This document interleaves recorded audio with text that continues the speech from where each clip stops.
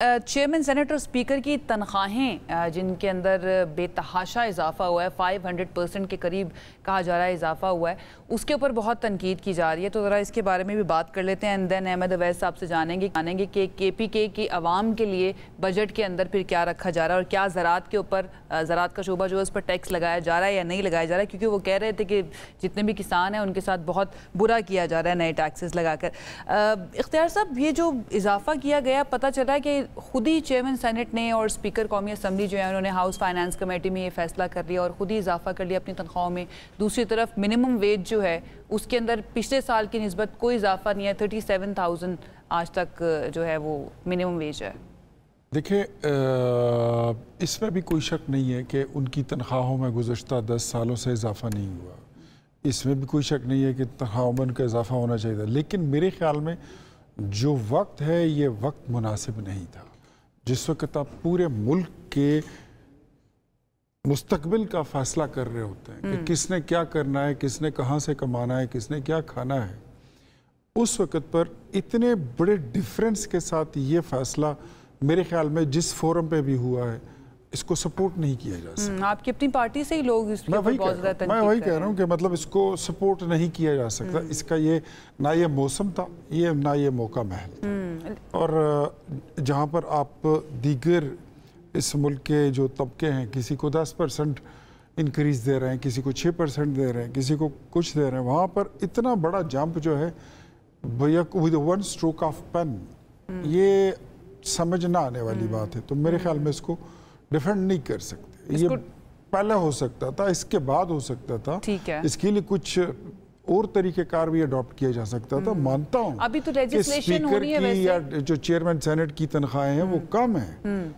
मानता हूँ कि गुज़श्ता 9-10 साल से उसमें इजाफा नहीं हुआ, लेकिन this was not the way, this was not the right time to do it.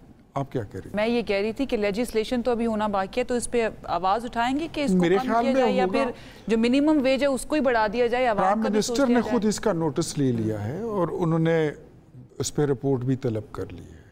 अगर आप मुझे इजाज़त दें तो मैं अहमद अवैस भाई की कुछ बातों को रिस्पॉन्ड करना चाहता हूँ। आज मैं बल्कि आप कर दें। चलिए, अगर आप दोबारा आना चाहती हैं। मैं दोबारा आ जाऊँ। शर्मिला, आपका क्या टेक है इसके ऊपर? I think I look it differently. देखिए, जिस तरह अभी वली साहब ने कहा कि गुज़श्ता 9-10 सालों से उनकी तनख्वाहें नहीं बढ़ी थी, तो मैं समझती हूँ कि उनका एक बड़ा इम्पोर्टेंट पार्लियामेंट्री रोल है। They are custodians of the house. और अगर आप महंगाई के तनासुब से देखें या आप दीगर मामलात के तनासुब से देखें, और जो फिस्कल स्पेस हमारे पास इस वक्त है, ये कोई ऐसी बात नहीं जिससे कोई मुल्क को नुकसान पहुंच जाएगा।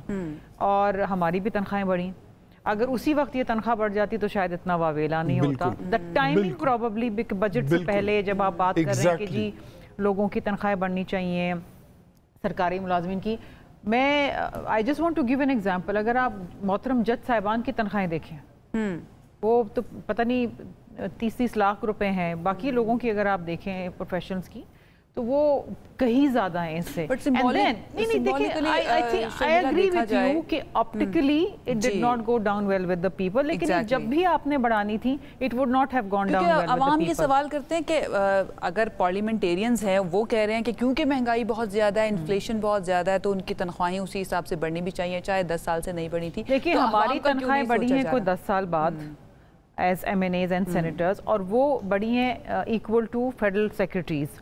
और देखिए, फेडरल सेक्रेटरीज, ये जो सरकारी मुलाजमीन है, उनकी हर साल कभी 50% बढ़ती हैं, अभी भी 10% बढ़ती हैं ना। हमारी तो हर साल नहीं बढ़ती हैं तनख्वाहें, वो भी बढ़नी चाहिए, नहीं बढ़ती हैं। हम आप उस पर कभी एतराज़ नहीं करते। हम पब्लिक रिप्रेजेंटेटिव्स हैं और बहुत सारे हमारे ऐसे पार्लियामेंटेरियंस हैं जो नहीं अफोर्ड कर सकते, वो इसी तनख्वाह में गुजर बसर करते हैं। देखिए, अगर आप लॉज के अंदर रह रहे हैं, बिजली पानी गैस आप दे रहे हैं, ये गलत तासुर है कि जी हमें बिजली भी बिल नहीं देना पड़ता या गैस का नहीं देना पड़ता या हमें पेट्रोल हमें मुफ्त मिलता है। ऐसी बात नहीं, वज़ीर और मुशीर को ये चीज़ें, ये सहूलियतें हमें नहीं है।